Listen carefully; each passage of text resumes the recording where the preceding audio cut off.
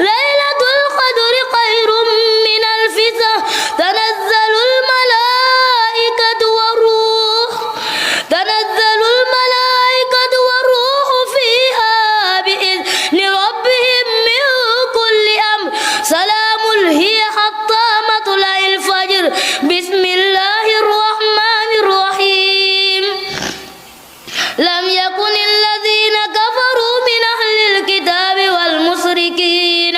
منفكين حتى تأتيهم البينة رسول من الله يتلو صحفا مطهرة فيها كتب